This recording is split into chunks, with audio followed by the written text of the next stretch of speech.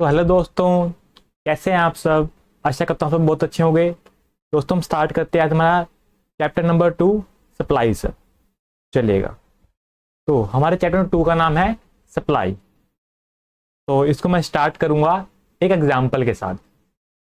तो जब मेरा इंटरव्यू हुआ था सीए फाइनल क्लियर करने के बाद, उस इंटरव्यू में मैंने बताया था कि जो मेरे पापा की शॉप है वो इलेक्ट्रॉनिक की शॉप है। तो मैं एक बार शॉप पर गया हुआ था, तो वहां पर वायर पड़ी हुई थी।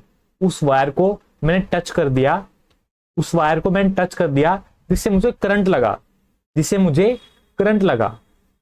तो मैंने हमारी शॉप पे उस वायर को टच किया तो मुझे करंट लगा। वैसे ही जो बिजनेसमैन है, जो सर्विस प्रोवाइडर है, जो मैन्युफैक्चरर है, उन्होंने ऐसा क्या किया, किसे टच किया जिससे उन्हें जीएसटी का करंट लगा। जो बिजनेसमैन है, जो मैन्युफैक्चरर है, जो सर्विस प्रोवाइडर है, उन्होंने ऐसा क्या किया उन्हें जिससे जो जीएसटी उन्हें करंट लगा सर। उन्होंने किस चीज को टच किया सर? तो उन्होंने टच किया सप्लाई को सर। तो जीएसटी के अंदर टैक्सेबल इवेंट है सप्लाई, तो उन्होंने सप्लाई को टच किया, दैट्स वाई उन्हें जो जीएसटी का करंट लगा सर। तो उन्होंने सप्लाई कर दिया गुड्स एंड सर्विसेज का। ओके सर, चलिएगा इसको समझते हैं हम। तो हमारे चैप्टर का नाम है सप्लाई अंडर जीएसटी। ठीक है जी, हमारे चैप्टर का नाम है सप्लाई अंडर जीएसटी सर। तो जीएसटी के अंदर जो टैक्सेबल इवेंट है जिसे उन्होंने टच कर दिया, दैट्स वाई उन्हें जो जीएसटी का करंट लगा सर। तो जीएसटी के अंदर टैक्सेबल इवेंट है जिसको वो टच करेंगे तो उन्हें जीएसटी का करंट लगेगा sir, that is supply sir. Okay, और ये हमारा गिवन है सेक्शन नंबर 7 के अंदर सर। सेक्शन नंबर 7 में गिवन है हमारा, हम पढ़ रहे हैं सीजीएसटी एक्ट। मैंने आपको बताया था कि सारे एक्ट हैं, जो सीजीएसटी एक्ट है, जो एग्जैक्ट एक्ट है, सब में सेम बात लिखी हुई है, और हम पढ़ रहे हैं सीजीएसटी एक्ट। तो उसका जो सेक्शन नंबर 7 है वो बताता है कि सप्लाई का क्या मीनिंग है सर। ठीक है, प्लस अगर आप सप्लाई कर रहे हैं किसी आइटम की, किसी गुड्स या सर्विस की, वो तो उसमें कवर हो जाएगा। लेकिन आप किसी गुड्स को या सर्विस को मिक्स करके सप्लाई कर रहे हैं तो वो कवर होता है सेक्शन नंबर 8 के अंदर। इसको हम बोलेंगे कंपोजिट या फिर मिक्स सप्लाई। कंपोजिट या फिर मिक्स सप्लाई। ठीक है जी, ये हमारा कवर होता है सेक्शन नंबर 8 के अंदर।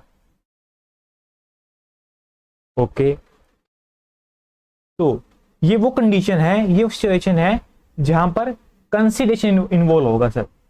कंसिडरेशन इन्वॉल्व होगा सर। आप सप्लाई कर रहे हैं गुड्स या सर्विस की, तो बदले में आपको कंसिडरेशन मिल रहा है सर, चाहे वो कैश में हो या फिर काइंड में हो सर। तो बदले में आपको क्या मिल रहा है सर? कंसिडरेशन मिल रहा है। तो वो कवर होगा सेक्शन नंबर 7 के अंदर, सप्लाई के अंदर। अगर वो मिक्सर सप्लाई कर रहे हैं, गुड्स दो तीन गुड्स हैं या फिर गुड्स एंड सर्विस मिक्स है, तो कवर होगा सेक्शन नंबर 8 के अंदर सर। ओके, तो सिचुएशन एक ऐसी भी होती है जहां पर अगर आपको कंसिडरेशन नहीं मिल रहा, वो भी सप्लाई में कवर होता है। तो वो हमारा कवर होता है शेड्यूल नंबर 1 के अंदर सर। जैसा मैंने देखा था कि जो हमारे जो कॉन्स्टिट्यूशन है उसमें शेड्यूल गिवन थे, वैसे ही हमारा जो जीएसटी एक्ट है उसमें कुछ शेड्यूल गिवन है। तो शेड्यूल नंबर 1 है, 2 है एंड 3 है सर। तो शेड्यूल नंबर 1 बोलता है, एक सेकेंड रुकेगा आप।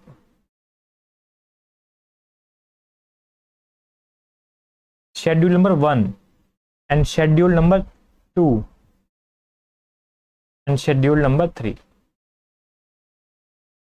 ओके जी, तो इसमें से आपने कुछ भी नहीं लिखना, सब कुछ आपको बुक में लिखा हुआ मिलेगा। मैं आपको डिटेल में समझा रहा हूं कि चीज कैसे वर्क करती है। ओके, सो शेड्यूल नंबर 1 में लिखा हुआ है कि activity to be treated as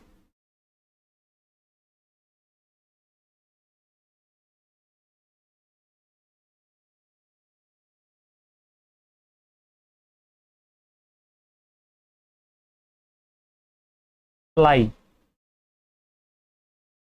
even without consideration.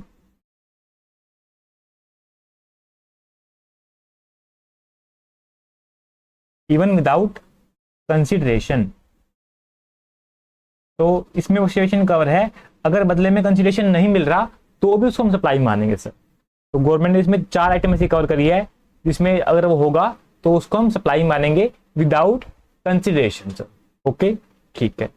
Then हमारा आता है शेड्यूल नंबर 2 सर। इसमें कवर होता है कि क्या सप्लाई ऑफ सर्विस है सर और क्या सप्लाई ऑफ गुड्स है। हमने पहले देखा था कि जो पहले के लॉज थे, जो पहला जो टैक्स सिस्टम था, उसमें ये क्लियर नहीं था कि सर ये गुड्स है ये सर्विस है, जिससे उस पर हम डबल टैक्स लगा लेते थे। बट जो ऐसी आइटम थी जिसपे हमारे कंफ्यूजन होता था, जैसे कि रेस्टोरेंट आइटम होगी, वर्क कॉन्ट्रैक्ट सर्विस होगी, इसको जो हमारा जीएसटी है उसने क्लियर कर दिया सर ये सर्विस है और ये हमारा गुड्स है सर। तो उसमें हम पढ़ेंगे क्या सर्विस है और क्या गुड्स है सर।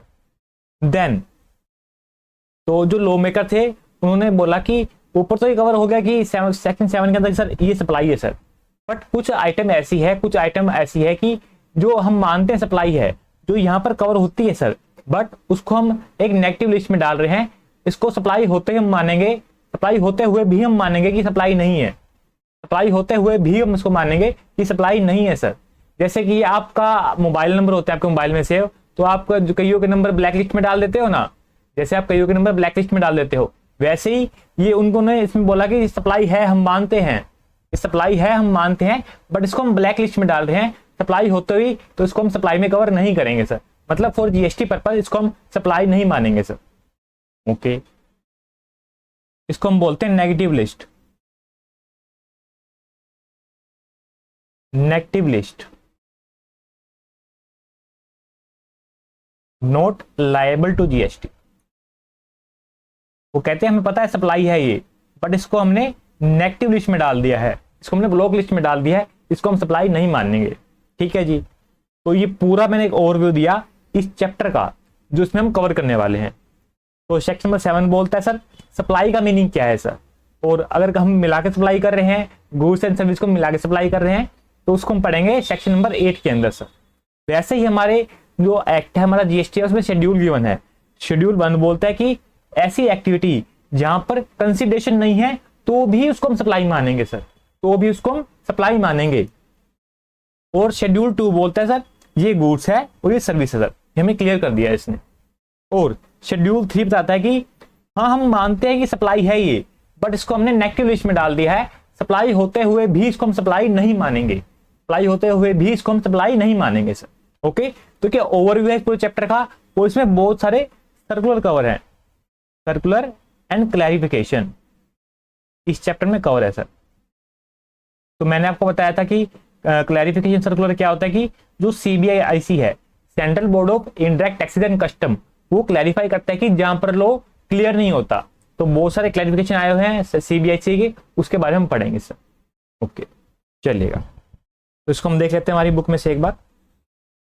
देखिएगा सेम आपकी बुक में लिखा हुआ है, बट मैंने आपको समझाने के लिए यहाँ पे इसको ऐसे करके दिखाया।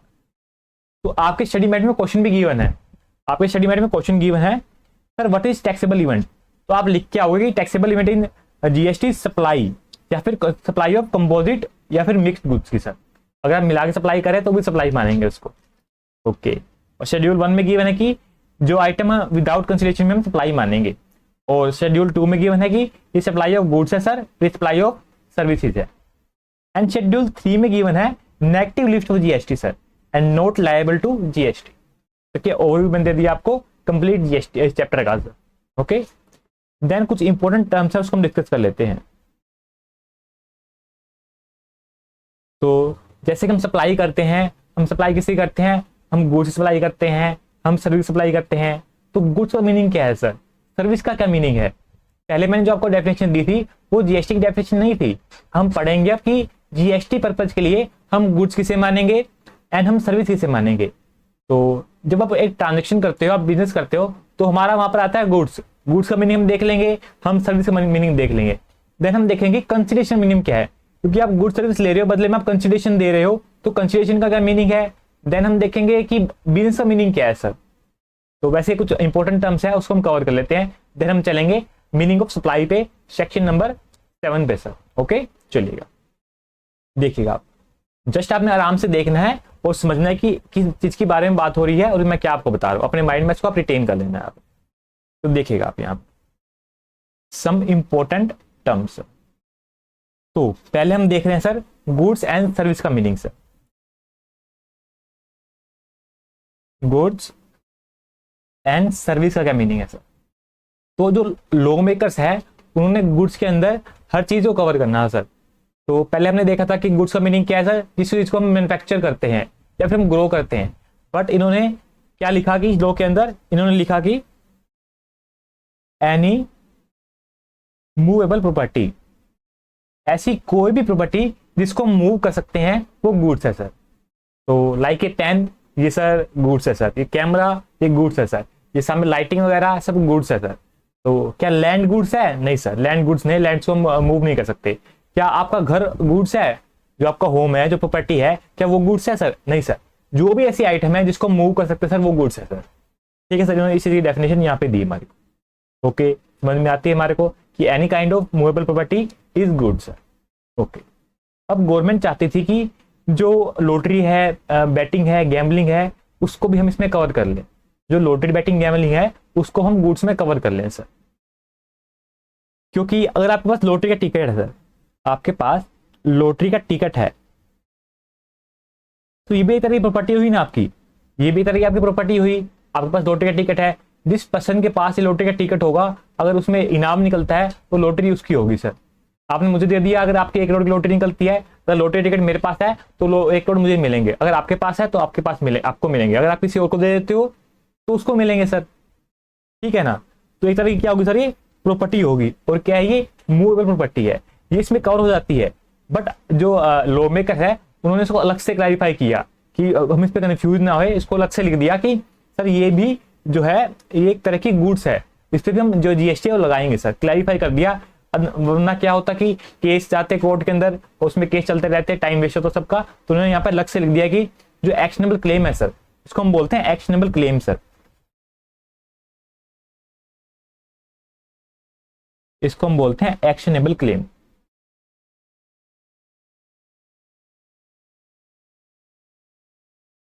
ठीक है जी, उन्होंने यहां पर लिख दिया एक्शनेबल क्लेम भी गुड्स है सर। ओके, देन तो हमने पहले डेफिनेशन क्या देखी थी कि एवरी काइंड ऑफ जो चीजें हम मैन्युफैक्चर करते हैं या फिर जो चीजों को हम ग्रो करते हैं सर, तो चीज को हम ग्रो करते हैं तो यहाँ कवर हो जाएगी। क्योंकि ग्रो करने के बाद हम किसी जो ग्रो करते हैं इसको हम काट के उसको बेचेंगे तो क्या होगी, हमारी मूवेबल प्रॉपर्टी होगी। बट बहुत सी चीजें हैं जो ग्रो करते हैं हम, बट वो जो बिजनेसमैन उन्होंने क्या दिमाग लगाया कि उन्होंने क्या किया कि हम डील पहले ही कर लेंगे, इसको काटने से पहले हमने ग्रो कर लिया। कुछ भी आइटम है जो हम उसको ग्रो करते हैं, उगाते हैं, वो आगे काट के बेचते हैं ना। उन्होंने क्या डिसाइड किया कि इसको हम काटे बिना ही बेच देते हैं, बाद में तुम काट लेना डायरेक्टली इसको, जिससे हम जीएसटी हमारा बच जाएगा। तो लॉ मेकर ने यहाँ पे क्या लिखा कि ग्रोइंग क्रॉप्स या फिर grass and things attached to earth. इसका क्या मतलब है सर? ये समझ में आता है कि जो क्रॉप्स है, जो ग्रास है, जो होती है, अटैच होती है अर्थ से, वो समझ में आता है कि वो ऐसे डील्स कर लेते थे कि बिना काटे इसको हम बेच देंगे तो जीएसटी पर से हम बच जाएंगे। पर लॉ मेकर ने यहाँ पर अलग से लिख दिया कि जो ग्रोइंग क्रॉप्स है, जो ग्रास है, थिंग्स अटैच टू अर्थ है, वो जीएसटी पर में कवर हो जाती है। और साथ साथ यहाँ पे उन्होंने ये लिखा कि things attach to earth, things attach to earth sir. इसका मीनिंग क्या हुआ कि जैसे कि कोई मशीनरी है जो फिक्स कर की गई है लैंड के अंदर, अर्थ के अंदर फिक्स की गई है एक जगह पे, उस मशीन को आप बेच देते हो तो वो भी जीएसटी में कवर हो जाती है सर। अगर हम खाली जो मूवेबल प्रॉपर्टी है उसको मानते तो उसमें ये चीज कवर ना होती। दैट्स वाई इन दो चीजों को जो लॉ मेकर उन्होंने अलग से लिखा कि एक्शनेबल क्लेम कवर होते हैं, जो ग्रोइंग क्रॉप्स है, ग्रास है and things attach to earth है, वो भी जीएसटी के पर्पज के लिए हम गुड्स मानेंगे सर। तो ये सिंपल सी डेफिनेशन है गुड्स की। Any movable property, actionable claim, growing crops, grass and things attach to earth sir. Okay, तो ठीक है।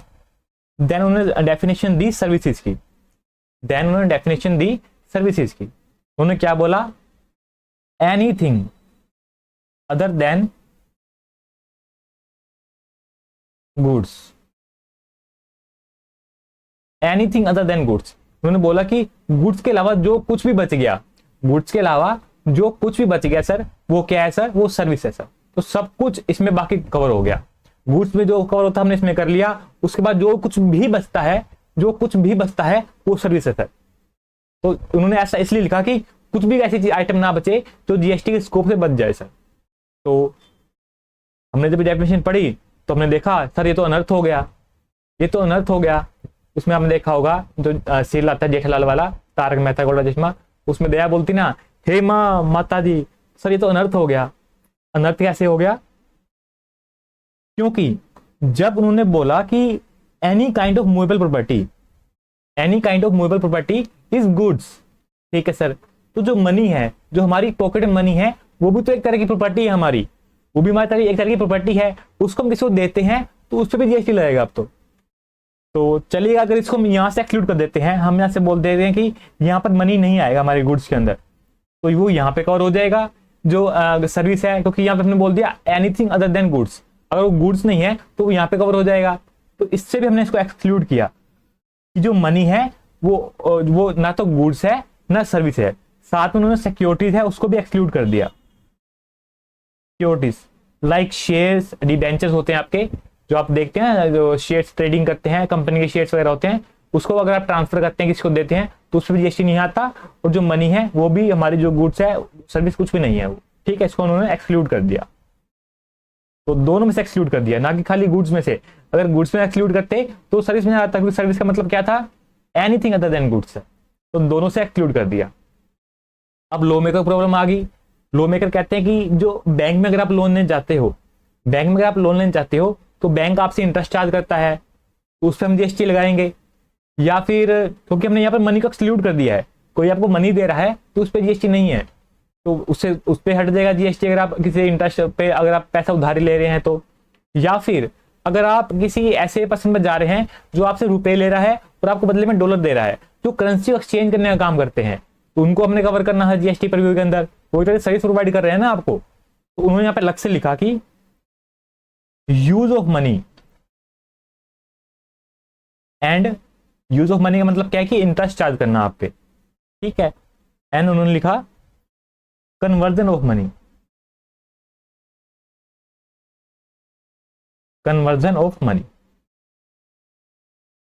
ठीक है। तो ये हमारी हुई सर्विस की definition, anything other than goods, use of money, conversion of money. But जो मनी है और जो सिक्योरिटीज है वो ना तो गुड्स है ना सर्विसेज है सर। मेन डेफिनेशन क्या है सर? मेन गुड्स का मतलब है कि every kind of movable property, और सर्विस की मेन डेफिनेशन क्या है कि एनीथिंग अदर देन गुड्स। बाकी दो तो उन्होंने एडिशनल क्लैरिफाई करने के लिए बोला कि जो मनी है उसका अगर यूज होगा तो उस पर इंटरेस्ट होगा, उसको हम चार्ज करेंगे, एज ए सर्विस मानेंगे उसको हम। जो कन्वर्जन ऑफ मनी है उसको हम सर्विस मानेंगे, जो एक्शनेबल क्लेम है उसको हम गुड्स मानेंगे, जो ग्रोइंग क्रॉप्स है, जो ग्रास है, थिंग्स अटैच टू अर्थ है, उसको हम गुड्स मानेंगे। लेकिन जो मेन है ऊपर की हेडिंग वो मेन है कि every kind of movable property और एनीथिंग अदर देन गुड्स है। और दोनों में से एक्सक्लूड कर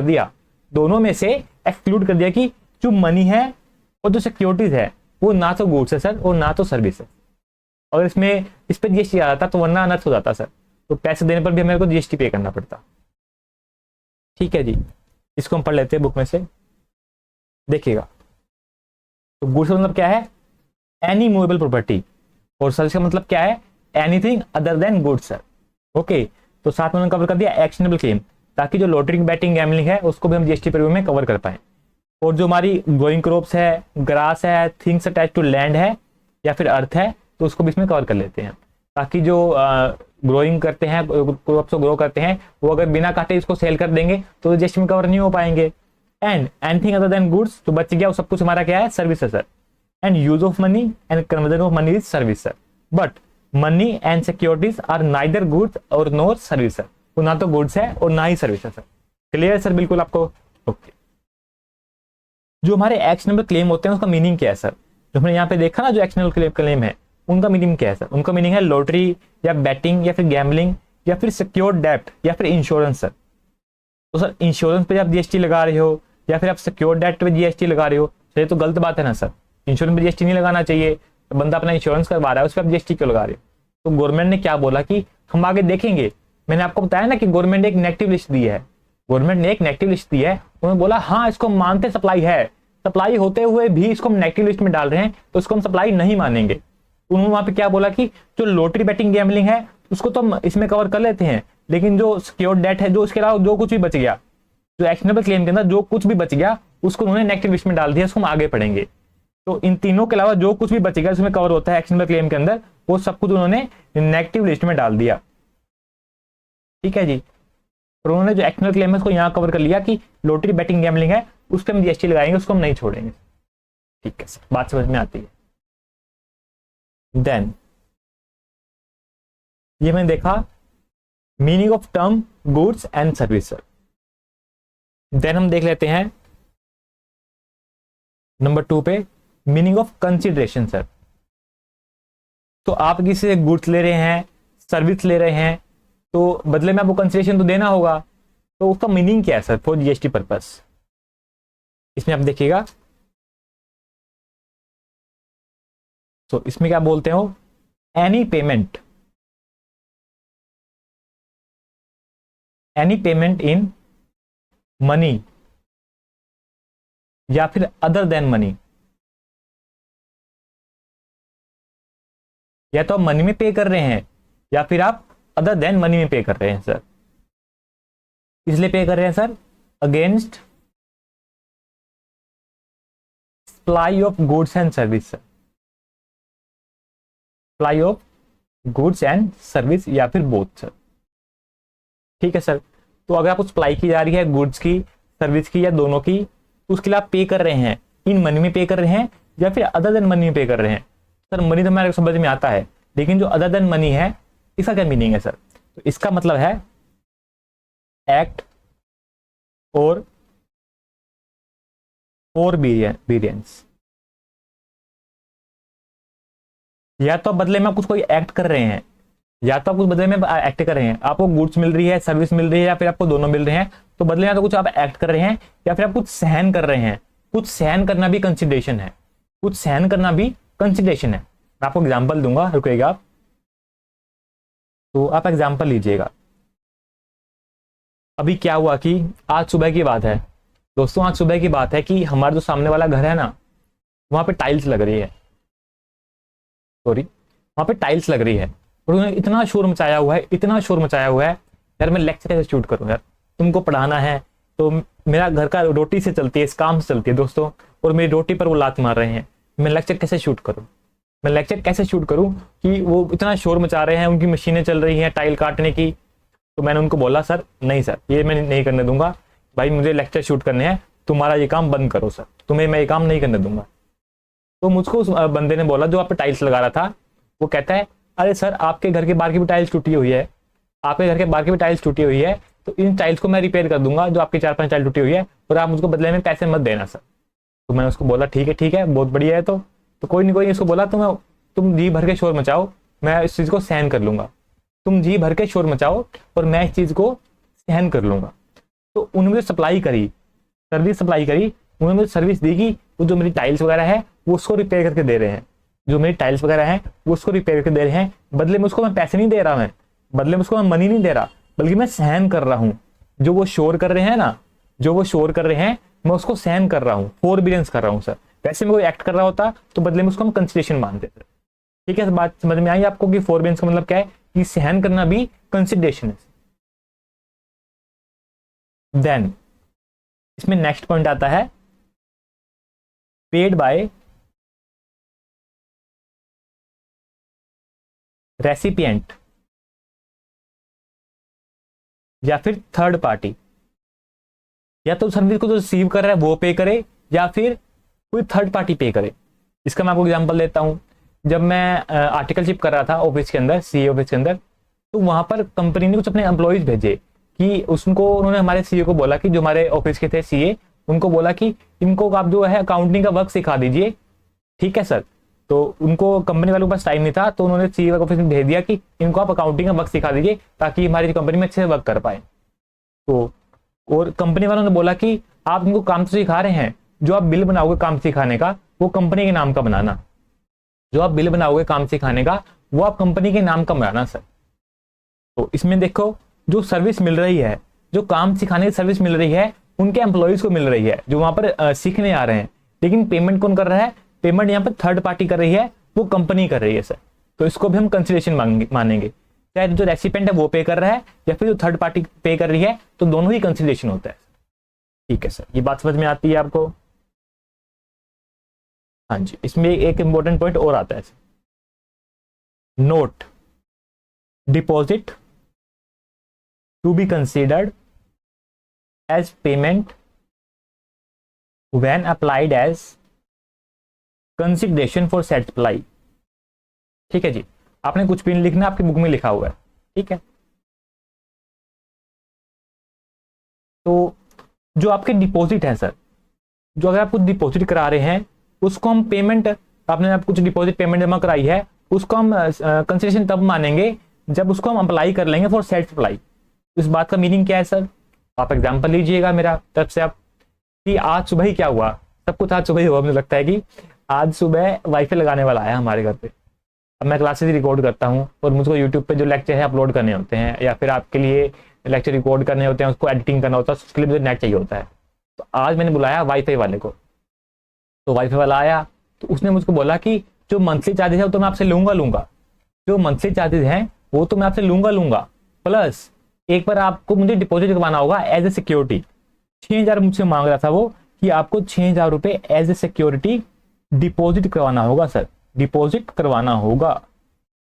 तो मैंने उसको बोला ठीक है, तो इस डिपॉजिट को हम कंसिडरेशन नहीं मानेंगे जब तक इस कंसिडरेशन को हम यूज नहीं करते, इस डिपॉजिट को हम यूज नहीं करते एज ए कंसिडरेशन। इसका मीनिंग क्या है कि आप देखिएगा, एग्जांपल लीजिएगा, इस मंथ उसको मैंने पे कर दिया, जो मैंने पे किया पर मंथ वो उसको हम कंसिडरेशन मानेंगे।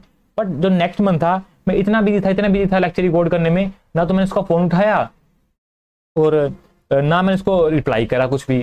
ठीक है, तो उसने क्या किया, जो मैंने 6,000 जमा करा रखे थे उसमें से उन्हें 1 मंथ की जो फीस है, जो 1 मंथ की फीस है वो काट ली सर, उसको उन्होंने काट ली, उसको उन्होंने जो मैं 1 मंथ की फीस पे करनी थी उसके लिए उन्होंने अप्लाई कर दिया। देन उसको हम मानेंगे कि ये कंसिडरेशन है।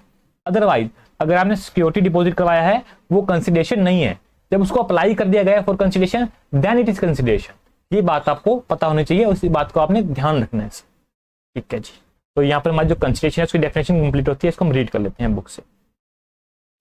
Number 2, okay, so any payment is money या फिर अदर देन मनी। एग्जाम्पल क्या है इसका, एक्ट और फोरबिडेंस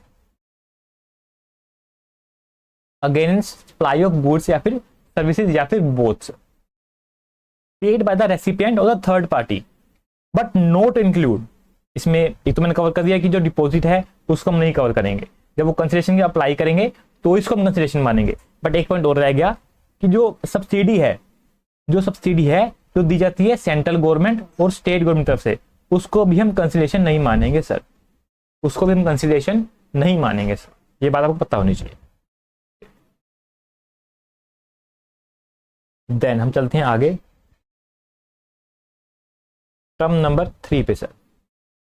चलिए इसको हम बुक से पढ़ लेते हैं डायरेक्टली, सिंपल है। टर्म नंबर 1 2 3 4, यहां देखिएगा, इसको हम बुक से पढ़ लेते हैं। बिजनेस का मीनिंग क्या है ये आपने लर्न नहीं करना, बस इसको आपने रीड करना है। तो सर बिजनेस का मीनिंग क्या है सर? हम बोलते हैं बिजनेस के लिए आपने इसको सेल करा, परचेज किया, तो सर बिजनेस का मीनिंग क्या है? अगर आप ट्रेड कर रहे हैं या फिर अगर आप कॉमर्स कर रहे हैं, मतलब आप बाय सेल कर रहे हैं, या फिर आप मैन्युफैक्चर कर रहे हैं, किसी चीज़ का प्रोडक्शन कर रहे हैं, अगर आप प्रोफेशन में कर रहे हैं, जैसे कि सीए हैं, आप सीएस हैं, एडवोकेट हैं, ये प्रोफेशन में कवर होते हैं। या फिर वोकेशन मतलब आप कभी कभार करते हैं, जैसे कि गर्मी का सीजन आता है तो आप कुल्फी बना के बेचते हैं, कोई सीजन का वर्क कर रहे हैं तो भी आप इसमें कवर हो जाते हैं। या फिर ऐसा कोई ट्रांजेक्शन आप साल में 1 या 2 बार करते हैं तो भी वो बिजनेस में कवर हो सकता है। उसको हमें देखना होगा सिचुएशन वाइज कि अगर कवर होता है तो उसमें कवर हो जाएगा ये भी। तो ऐसा नहीं है कि इसको आप हर साल कर रहे हैं, रोज कर रहे हैं तो ही बिजनेस मानेंगे। साल में आप कुछ टाइम करते हैं तो भी उसमें कवर हो जाता है वो हमारे बिजनेस के अंदर सर।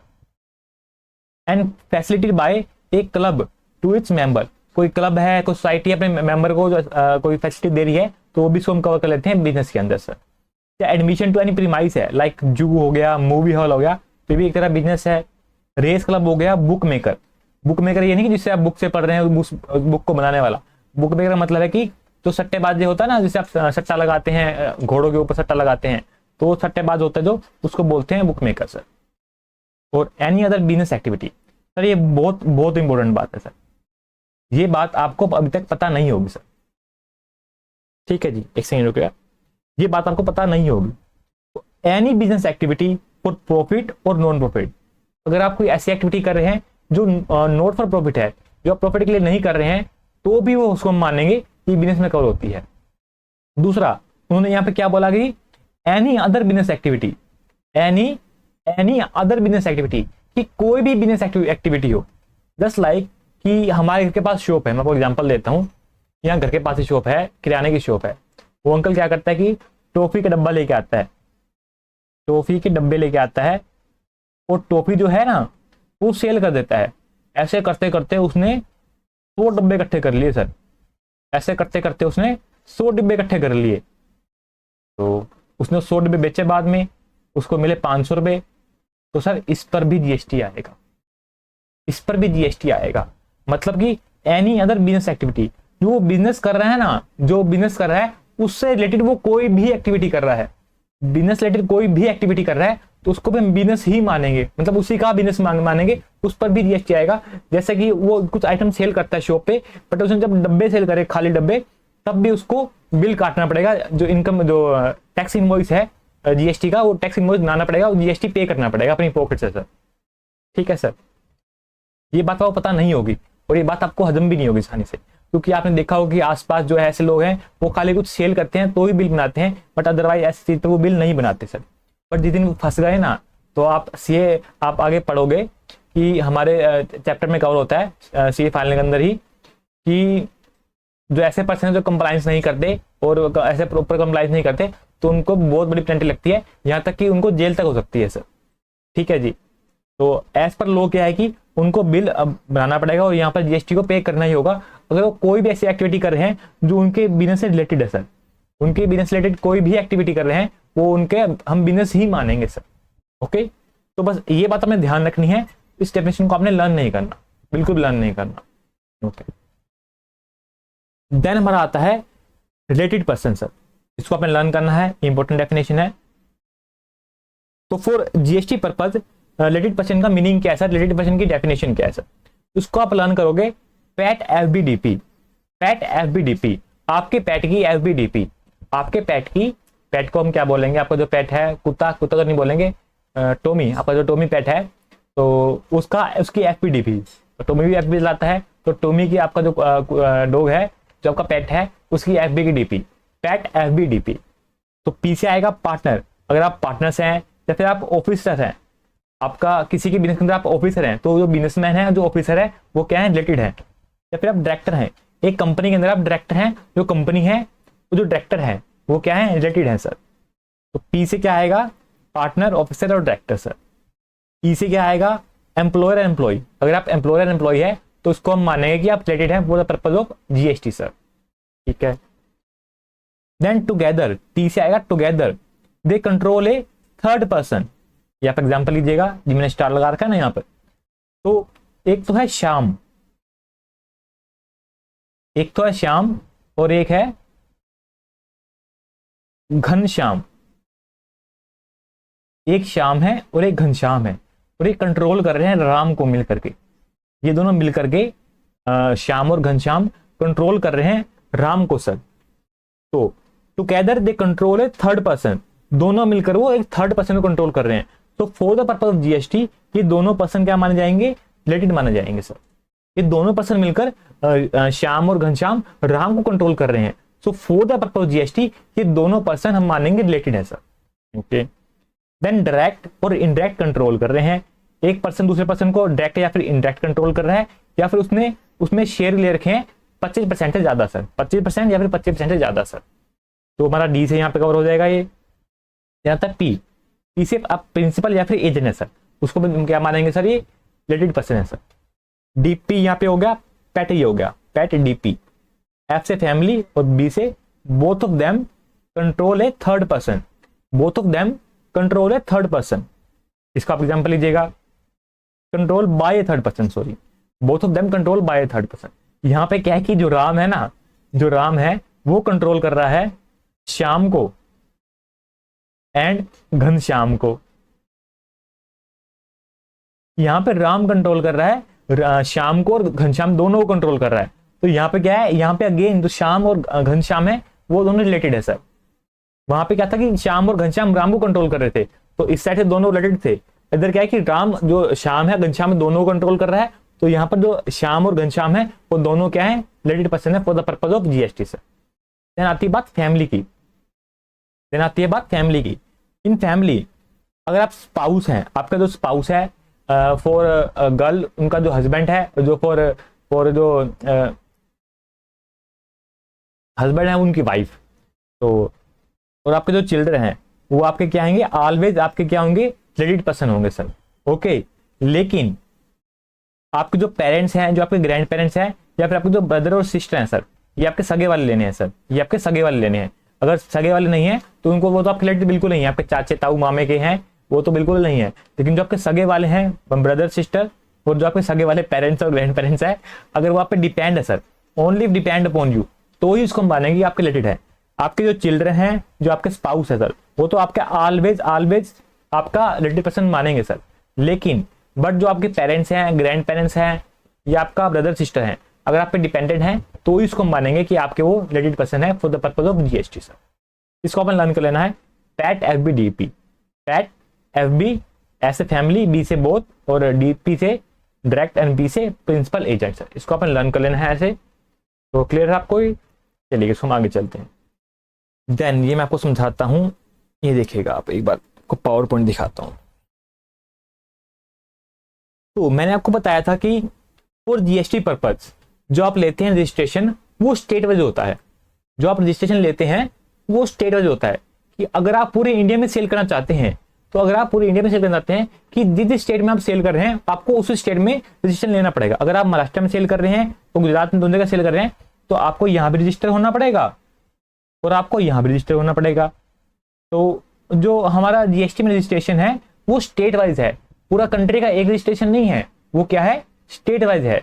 बट अगर आप गुजरात के अंदर ही कपड़े का बिजनेस भी है, आप क्लोथ सेल करते हो, और आप गुजरात के अंदर ही आप शूज सेल करते हो, तो आप चाहते हो कि आप जो गवर्नमेंट डिपार्टमेंट है, जो जीएसटी डिपार्टमेंट है, वो कहते हैं आप इसका एक रजिस्ट्रेशन ले लो, क्योंकि आप एक स्टेट के अंदर कितने बिजनेस कर रहे हो, चाहे एक सेम बिजनेस कर रहे हो, उनके आप अलग अलग ब्रांच खोल लो, या फिर आपके 4-5 अलग अलग बिजनेस हो, आप शूज भी सेल कर रहे हो, आप क्लोथ भी सेल कर रहे हो, आप यूटेंसिल भी सेल कर रहे हो, तो क्या है कि वो कहते हैं कि आपको एडवाइस करते हैं कि आप रजिस्ट्रेशन उसमें एक ले लो, स्टेट वाइज आप एक रजिस्ट्रेशन ले लो।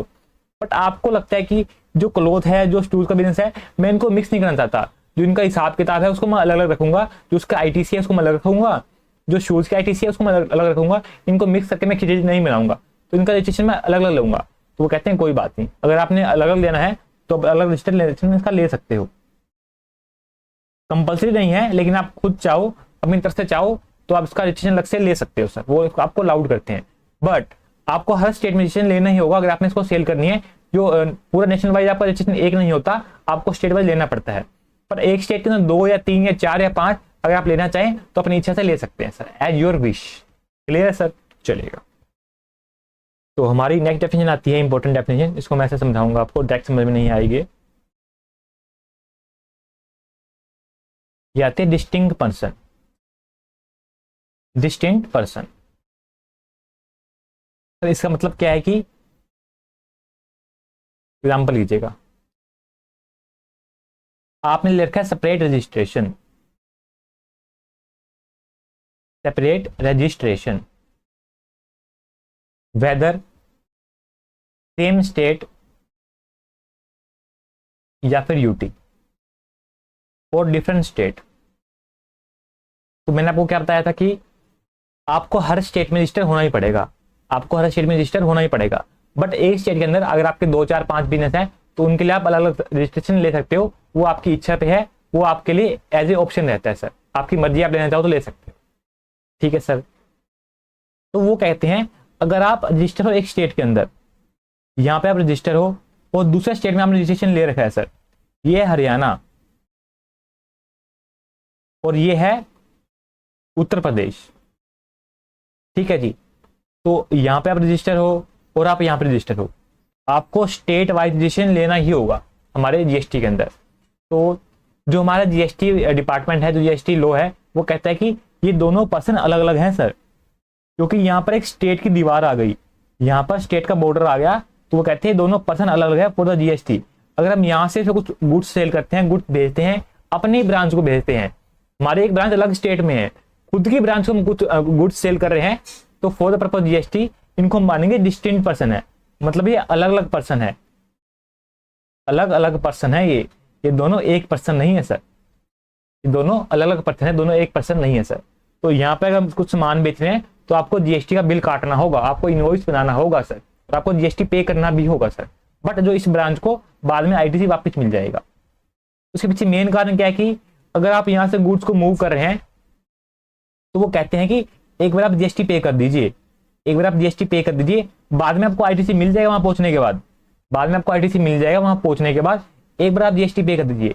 क्योंकि वो जो जीएसटी डिपार्टमेंट है वो डरते हैं कि अगर आप यहाँ से गुड्स लेके तो जा रहे हैं, कहीं आप यहाँ से ले लेते हैं, आप कहीं और फरार ना हो जाए, आप कहीं और फरार ना हो जाए, यहाँ से गुड्स लेके जाते जाते आप यहाँ पहुंचे ना, लेकिन आप पहुंचोगे और यहाँ पे आप नोटिस करोगे यहाँ गुड्स पहुंच गई है तो ही आपको आईटीसी मिलेगा, अदरवाइज जो आपका आईटीसी है वो हम रख लेंगे एज ए जीएसटी मान लेंगे, ताकि आप फ्रॉड ना कर जाओ।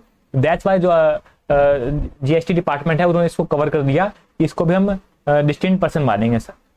ठीक है सर। वैसे ही अगर आप हरियाणा में रजिस्टर हो, हरियाणा के अंदर आपका है गुड़गांव के अंदर, गुड़गांव में आपकी एक ब्रांच है, और हरियाणा के अंदर ही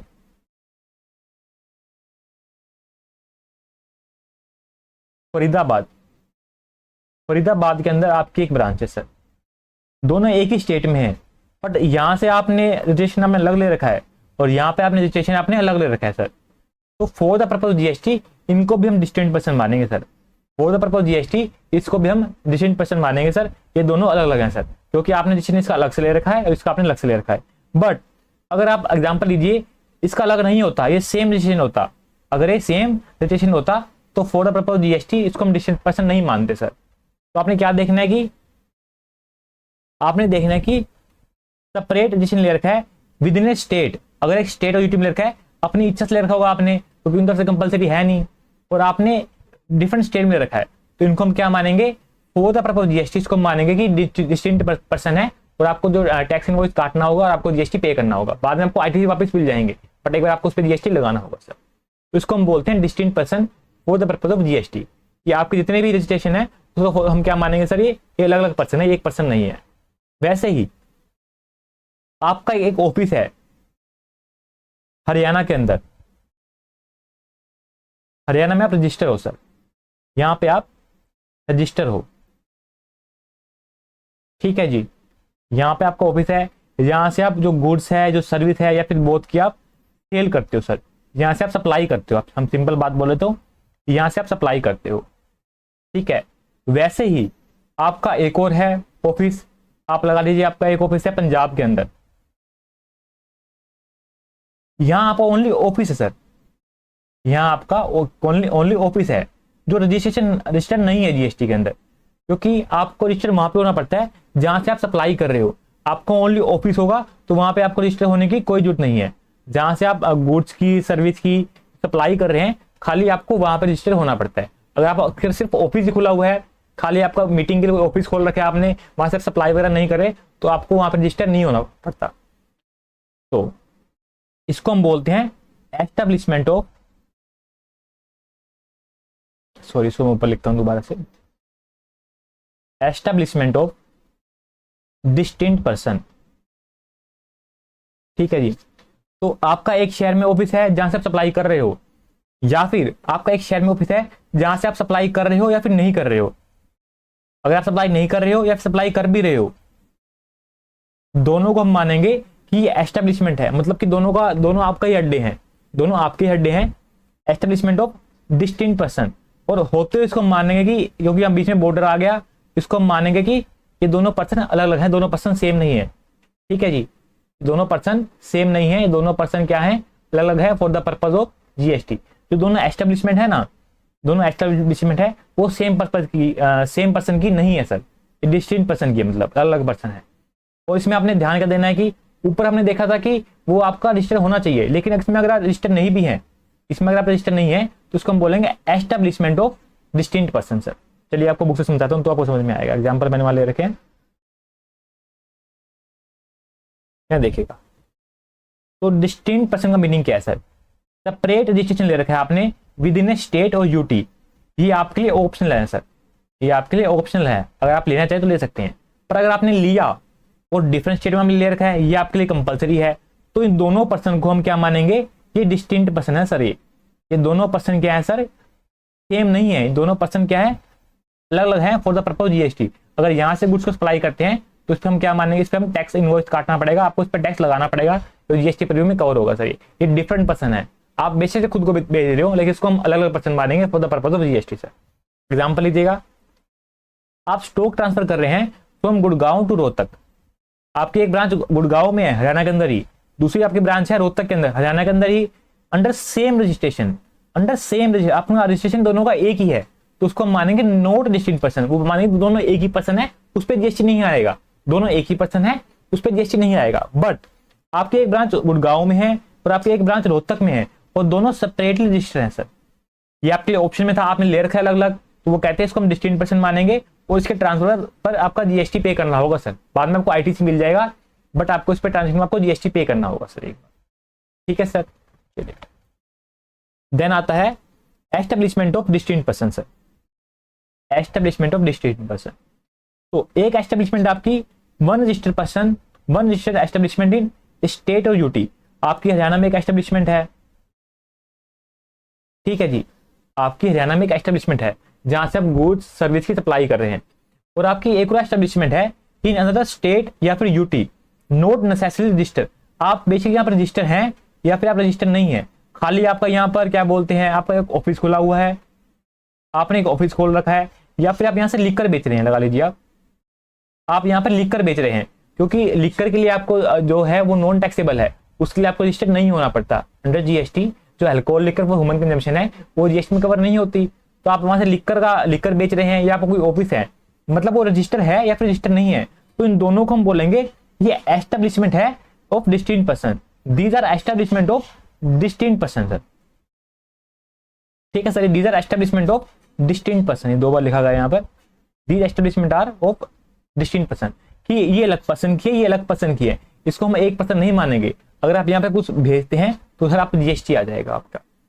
तो ए रजिस्टर्ड रेस्टोरेंट इन हरियाणा, आप यहाँ से आपका रेस्टोरेंट खुला हुआ है आपका, और आप क्या है, आपकी लिकर शॉप है इन मुंबई सर, तो दोनों क्या है सर, डिस्टिंक्ट पर्सन है, डिस्टिंक्ट एस्टेब्लिशमेंट है, और जो एस्टेब्लिशमेंट है वो डिस्टिंक्ट पर्सन के है सर, दोनों सेम पर्सन नहीं है सर, इस पर हम जीएसटी लगा देंगे अगर आप कुछ भी सामान भेजते हैं। ओके,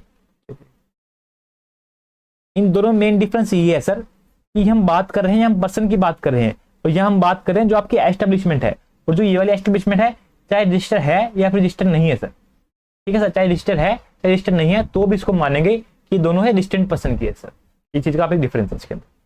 बाकी इसको जो डेफिनेशन आपने लर्न नहीं करनी, जो आगे हमारे कॉन्सेप्ट आएंगे वहां पे इनका यूज आएगा, वहां पे इसको हम समझेंगे डिटेल में क्या इनका जो प्रैक्टिकल एप्लीकेशन है इनकी, ठीक है सर। हमारा सेक्शन नंबर 7 आ रहा है स्कोप ऑफ सप्लाई सर, जो मेन सेक्शन है हमारे जीएसटी का सप्लाई, जिसपे पूरा जीएसटी डिपेंड करता है सर। ओके, तो इसको मैंने 2 पार्ट में डिवाइड करा है, हमने ऊपर देखा था, थोड़ा मैं साफ कर लेता हूँ, थोड़ी सी सफाई कर लेते हैं, थोड़ा गन बच गया है यहाँ पे, तो हम साफ कर लेते हैं। हाँ जी, सफाई हो गई। तो मैंने आपको बोला था कि सेक्शन नंबर 7 में कवर है जब आपका कंसिडरेशन होगा, जब आपका कंसिडरेशन होगा तो उसको हम सप्लाई बोलेंगे, और सेक्शन 8 में कवर है कि जब हम उसको मिक्स करके बेच रहे हैं, सप्लाई हम गुड्स और सर्विस को मिक्स करके सप्लाई कर रहे हैं, या फिर 2-3 गुड्स को मिक्स करके सप्लाई कर रहे हैं, तो वो सेक्शन 8 में कवर होगा, इसको हम लास्ट में देखेंगे। पहले हम देख रहे हैं सेक्शन नंबर 7 जहां पर कंसिडरेशन है सर, जहां पर कंसिडरेशन है, आप सप्लाई कर रहे हैं गुड्स एंड सर्विसेज की, प्लस शेड्यूल 1 आप सप्लाई कर रहे हैं बट आपको कंसिडरेशन नहीं मिल रहा सर, आपको कंसिडरेशन नहीं मिल रहा, तो इन दोनों को हम एक साथ पढ़ेंगे कि आपको कंसिडरेशन मिल रहा है सेक्शन नंबर 7, और शेड्यूल 1 जब आपको कंसिडरेशन नहीं मिल रहा सर। चलिए तो सेक्शन नंबर 7 आपको कंसिडरेशन मिल रहा है या फिर आपको कंसिडरेशन नहीं मिल रहा सर। तो सेक्शन नंबर 7 के 3 पार्ट है यहाँ पे, सेक्शन नंबर 7 सबसेक्शन 1 और clause A, clause B and clause AA sir, ठीक है सर। सेक्शन नंबर 7 का 3 पार्ट है, और 4th पार्ट भी है, सेक्शन नंबर 7 सबसेक्शन 1 और क्लोज सी। पर ये हमारे को क्या बोलता है कि आप जाके देखिए कि शेड्यूल 1 में क्या लिखा हुआ है, ये हमारे को बोलता है कि आप जाके देखिए कि शेड्यूल 1 में क्या लिखा हुआ है, तो हम सीधा यहाँ पे बोल सकते हैं schedule 1 sir, schedule 1 supply without consideration. अगर कंसिडरेशन नहीं है तो भी इसको हम सप्लाई मानेंगे शेड्यूल 1 सर। ये बात लिखी सेक्शन 7(1)(c) में हुई है, पर वो हमारे को बोलता है कि वो जाके देखिए, आप जाके देखिए शेड्यूल 1 के अंदर सर। तो आप डायरेक्टली बोल सकते हैं कि शेड्यूल 1 के अंदर लिखा हुआ है कि सप्लाई विदाउट कंसिडरेशन सर। और सेक्शन 7 के 3 पार्ट्स है यहाँ पे, ए, बी और AA सर। ठीक है सर, इनको आपने लर्न करना है। तो हम देखते हैं, तो सप्लाई की मेन डेफिनेशन क्या है सर? सप्लाई की मेन डेफिनेशन क्या है? वो कहते हैं all form of supply sir. All form of supply मतलब सब कुछ ही सप्लाई है sir. All form of supply, किसी भी तरह से आप सप्लाई कर रहे हो, सब कुछ ही सप्लाई है सर। इतना कुछ क्लियर कर दिया। जैसे उन्होंने गुड्स में बोला ना कि every kind of movable property या service anything other than goods sir. ये बिल्कुल मस्त होकर बैठे हैं कि आपको छोड़ना नहीं चाहते। ये कहते हैं एनी फॉर्म ऑफ सप्लाई, मतलब कुछ भी कर रहे हो आप, सब कुछ सप्लाई है सर, ऑफ गुड्स सर्विसेज या फिर बोथ सर। सच एज कहते हैं, ये तो कुछ एग्जाम्पल दे रहे हैं हमारे को, आपको तो हम आपको एग्जाम्पल दे रहे हैं। पहले कहते हैं कि एनी फॉर्म सप्लाई, सब कुछ सप्लाई है सर, ऑफ गुड्स सर्विसेज या फिर बोथ। फिर कहते हैं सच एज, ये तो कुछ एग्जाम्पल दे रहे हैं हम आपको। एग्जाम्पल क्या दे रहे हैं? जैसे कि आप सेल करते हैं, आप ट्रांसफर करते हैं, आप बार्टर करते हैं, आप एक्सचेंज करते हैं, आप लाइसेंस देते हैं किसी चीज का, या फिर आप रेंटल देते हैं, या आप लीज करते हैं, या फिर आप डिस्पोजल करते हैं। तो कहते हैं तो कुछ एग्जाम्पल है पड़े। वैसे वैसा कुछ और भी होगा, वो भी इसमें कवर हो जाएगा, मतलब सब कुछ ही इसमें कवर हो जाएगा। तो आपने इसको रटना नहीं है कि sale, barter, transfer, lease, rental यही सप्लाई है। वो कहते हैं तो कुछ एग्जाम्पल दे रहे हैं, सच एज, ऐसा सब कुछ इसमें कवर हो जाएगा सर। मेरा इसमें ध्यान करके रखना है कि फॉर ए कंसिडरेशन होना चाहिए, फॉर ए कंसिडरेशन होना चाहिए, supply of goods and service होना चाहिए, supply of goods and service होना चाहिए। देखिएगा, फॉर ए कंसिडरेशन होना चाहिए, फॉर ए कंसिडरेशन होना चाहिए, supply of goods and service होना चाहिए। ठीक है सर। एंड वो हमारे को बोलते हैं मेड या फिर agree to be made by a person sir. या तो आपने सप्लाई कर दी है या फिर आपके बीच में एग्री हो गई है, मतलब आपको एडवांस मिला है। तो अगर आपको एडवांस मिला है तो भी उसको हम सप्लाई मानेंगे और आपको जीएसटी पे करना होगा बाय ए पर्सन सर। तो पर्सन के अंदर यहाँ पे हर कोई आता है, या फिर इंडिविजुअल है, कंपनी है, एओपी है, बीओआई है, या फिर जितने भी पर्सन है, पार्टनरशिप फर्म है, एलएलपी है, सब कुछ में कवर हो जाता है। कोई भी पर्सन है, चाहे कंपनी है, कोई भी है, सारे इसमें पर्सन में कवर होते हैं। ये आपने लर्न नहीं करना कि कौन से पर्सन कवर होते हैं, आपको बता दें कि सारे पर्सन है, सब कुछ इसमें कवर हो जाता है सर। नेक्स्ट आपने ध्यान रखना है कि जो सप्लाई है वो इन द कोर्स और फर्दरेंस ऑफ बिजनेस है सर, इन द कोर्स और फर्दरेंस ऑफ बिजनेस है सर। मैंने अपना मोबाइल मेरे फ्रेंड को सेल कर दिया, मैंने अपना मोबाइल अपने फ्रेंड को सेल कर दिया, क्या सप्लाई है सर? नहीं सर, क्योंकि वो फर्दरेंस ऑफ बिजनेस नहीं है, मैं बिजनेस नहीं कर रहा सर मोबाइल बेचने का। ठीक है, तो यहाँ आपने 3 बातें ध्यान रखनी है, यहाँ आपने 3 बातें ध्यान रखनी है सर। एक तो क्या होना चाहिए? कंसिडरेशन होना चाहिए। ठीक है जी। दूसरा होना चाहिए कि supply of goods and service हो रहा है। तीसरा होना चाहिए इन the course of furtherance of business होना चाहिए। जब ये तीनों होगा तो इसको हम सप्लाई मानेंगे। जो सेल, बार्टर, ट्रांसफर, लीज है, इसको आप मत रटिएगा। मेन आप देखिए कि एक तो कंसिडरेशन होना चाहिए, बदले में पैसे मिल रहे हैं, आप समाज सेवा नहीं कर रहे, आप समाज सेवा नहीं कर रहे, बदले में आपको कंसिडरेशन मिल रहा है। ये तो काइंड में मिल रहा है, हमने देखा कि एक्ट ऑफ फॉरबिडेंस, या फिर आपको मिल रहा है मनी, तो आपको कंसिडरेशन मिल रहा है। सप्लाई हो रही है गुड्स एंड सर्विसेज की, दोनों हमें मीनिंग देख लिया कि गुड्स का मीनिंग क्या है, सर्विस का मीनिंग क्या है, और इन the course of furtherance of business हो रखा हो, हमने मीनिंग देख लिया कि बिजनेस का मीनिंग क्या है, वो द प्रॉपर बिजनेस हो रहा है, तो इसको हम क्या मानेंगे? सप्लाई है सर। तो 3 कंडीशन है, एक कंसिडरेशन है plus supply of goods and service है, in the course of furtherance of business है सर। इसका मीनिंग क्या है कि आप बिजनेस रिलेटेड करें तो भी बिजनेस में कवर हो जाएगा।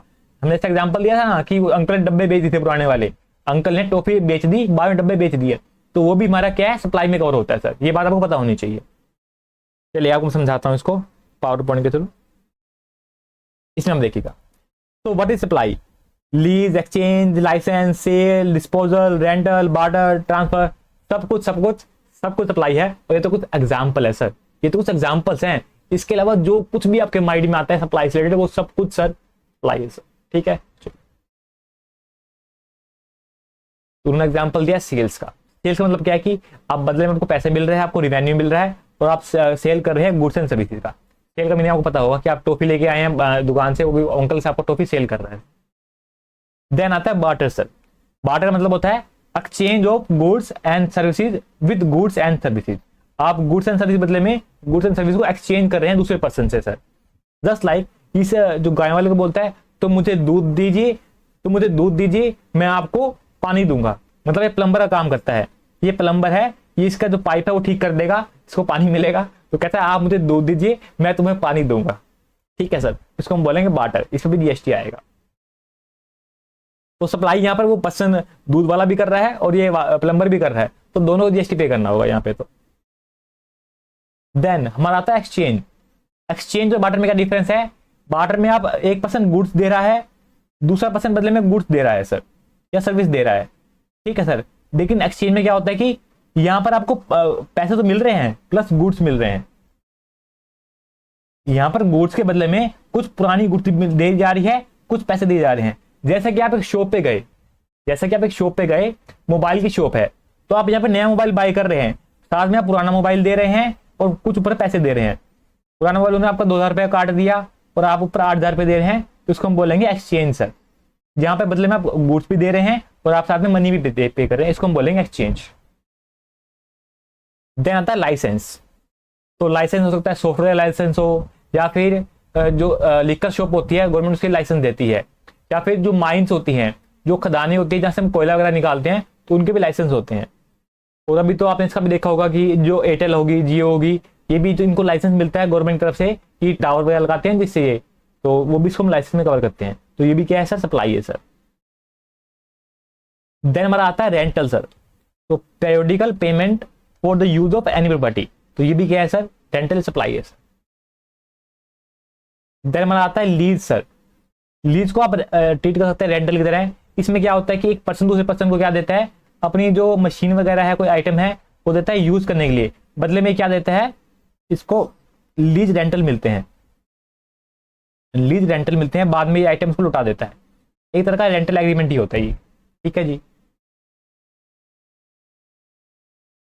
देन आता है डिस्पोजल या फिर स्क्रैप सेल। वो हमारे अंकल ने वो डब्बे बेच दिए थे ना, दुकान वाले ने, टॉफी वाले ने, तो स्क्रैप में सेल कर दिया, तो वो भी क्या है? सप्लाई है सर। ठीक है जी, चलिए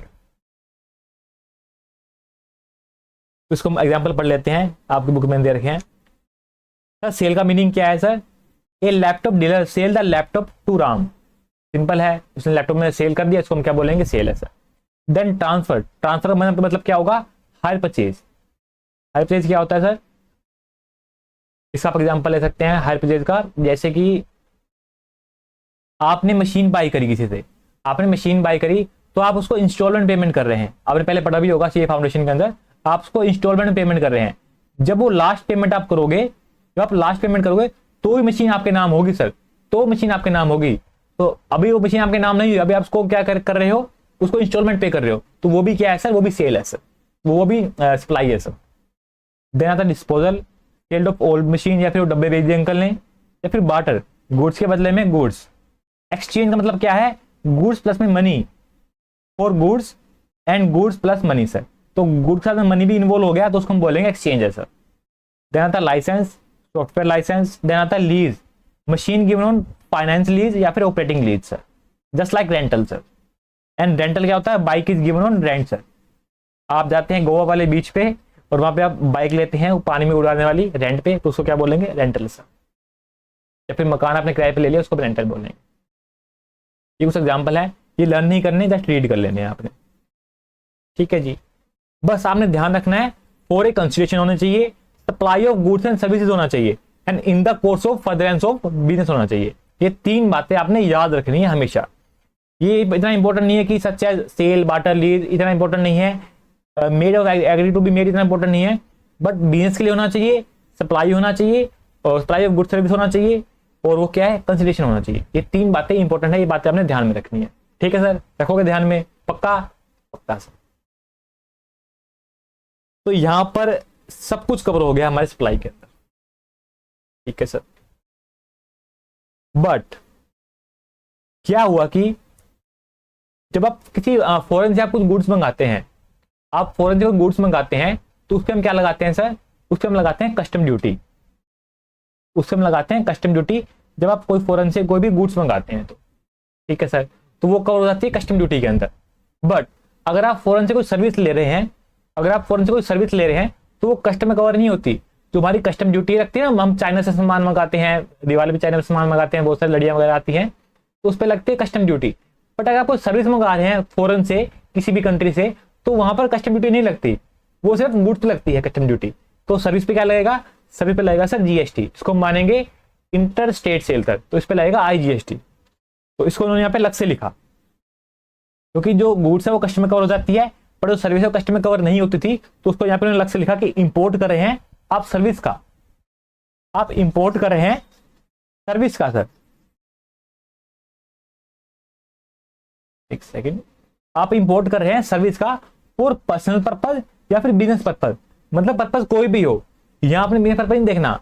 एक तो कंसिडरेशन होना चाहिए, कंसिडरेशन होना चाहिए, प्लस सर्विस होना चाहिए, इंपोर्ट ऑफ सर्विस होना चाहिए। यहां गुड्स की बात नहीं हो रही, गुड्स पे आता है कस्टम ड्यूटी, सर्विस की इंपोर्ट हो रही है, कंसिडरेशन है, प्लस ये तो बिजनेस पर्पज है या पर्सनल पर्पज है, कोई भी पर्पज है, तो आपको इस पे जो जीएसटी है पे करना होगा। ये सप्लाई है सर। एग्जाम्पल लीजिएगा, आप सर्विस ले रहे हैं नेटफ्लिक्स की, आप उसका जो सब्सक्रिप्शन लेते हैं नेटफ्लिक्स का, वो फॉरेन बैठी कंपनी है, वो आपको सर्विस प्रोवाइड कर रही है, आप उसका यूज कर रहे हैं पर्सनल पर्पज के लिए, ठीक है सर, तो उस पर क्या है? जीएसटी आएगा सर। क्लियर है? क्लियर है। या फिर आप एग्जाम्पल लीजिए, सलमान खान ने सर्विस ली इंटीरियर डिजाइन की फ्रॉम अमेरिका, उसका घर का इंटीरियर डिजाइन करना था, उन्होंने अमेरिका से सर्विस ली किसी पर्सन की, तो वो कर किस लिए रहा है?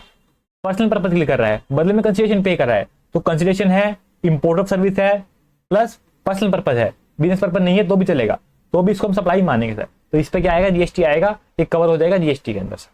ठीक है, ये बात समझ में आती है। और क्यों कवर हुई, यहाँ पे अलग से क्यों लिखा? क्योंकि कस्टम लगता है गुड्स पे, सर्विस पे नहीं लगता, दैट्स व्हाई इसको यहाँ पे अलग से कवर किया गया। तो एक तो आगे हमारा मेन कॉन्सेप्ट, ये सप्लाई क्या है सर? 7(1)(a) सर, और देना था 7(1)(b), इंपोर्ट ऑफ सर्विस, चाहे वो बिजनेस पर्पज के लिए हो, चाहे वो पर्सनल बिजनेस पर्पज के लिए हो, चाहे वो पर्सनल पर्पज के लिए हो, बट वहां पे कंसिडरेशन होना चाहिए। जो चीज हम यहाँ पे देख रहे हैं वहां पर कंसिडरेशन होना चाहिए सर, इस चीज का आपने ध्यान रखना है। देन हमारा आता है एक्टिविटीज और transaction by a person, activity और transaction by a person other than individual,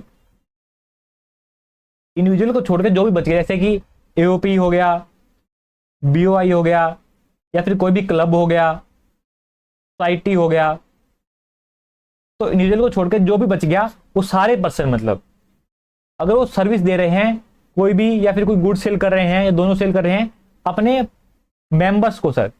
आप एग्जांपल लीजिए, एक क्लब है, एक क्लब है, कुछ लोगों ने मिलकर, एक सोसाइटी कुछ लोगों ने मिलकर एक क्लब बनाया और क्लब में पैसा इन्वेस्ट किया, जो क्लब है वो उसके मेंबर सर्विस प्रोवाइड कर रहा है, तो वो हम क्या मानेंगे? उसको हम सप्लाई मानेंगे सर।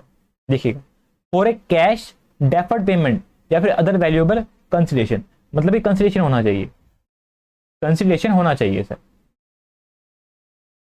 चाहे कैश हो, चाहे डेफर्ड पेमेंट हो, चाहे अदर वैल्यूएबल कंसिडरेशन होना चाहिए। तो वैसे ही ऊपर कवर हो जाता है, क्योंकि जो एक पर्सन है वो सप्लाई कर रहा है अपने मेंबर्स को, वो यहाँ पे ही कवर हो जाता है मेन, तो क्योंकि सब ऑल फॉर्म सप्लाई कवर होता है।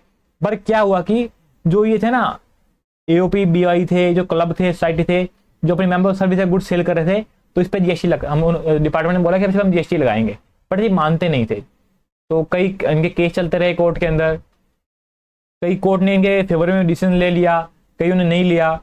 तो क्या किया कि जो जीएसटी डिपार्टमेंट है, जीएसटी लॉ बनाने वाले हैं, उन्होंने यहाँ पे अलग से लिख दिया कि पूरे कंट्री के अंदर जितने भी एक्ट हैं, जितने भी कोर्ट है, उनमें कुछ मर्जी बोला हो, जितने भी एक्ट है पूरे कंट्री के अंदर, जितने भी कोर्ट हैं पूरी कंट्री के अंदर, उन्होंने कुछ भी बोला हो, हम यहाँ पे लिख रहे हैं कि जो क्लब है, सोसाइटी है, या फिर एओपी है, बीओआई है, मतलब अदर देन इंडिविजुअल है, वो अपने मेंबर्स को कोई भी सर्विस प्रोवाइड कर रहे हैं, गुड सेल कर रहे हैं, तो sir for a consideration, for a cash deferred payment या फिर अदर वैल्यूएबल कंसिडरेशन, तो इस पर हम जीएसटी लगाएंगे। तो उनके कहने का मतलब ये है कि जो पर्सन है सर, जो ये पर्सन है एओपी, बीओआई या क्लब या सोसाइटी, ये तो एग्जांपल दे रहा हूं आपको, मतलब अदर देन पर्सन इंडिविजुअल कोई भी है, वो सर्विस प्रोवाइड कर रहा है, गुड सेल कर रहा है अपने मेंबर्स को, तो ये पर्सन है, और जो उसके मेंबर्स हैं वो सेपरेट पर्सन है, वो डिस्टिंक्ट पर्सन है, मतलब वो दोनों एक पर्सन नहीं है, वो दोनों अलग अलग हैं, तो उस पर जीएसटी आएगा सर। तो आप एग्जांपल लीजिएगा कि एक टेनेंट है ऑफ सोसाइटी, कि सोसाइटी रहने वाले टेनेंट है,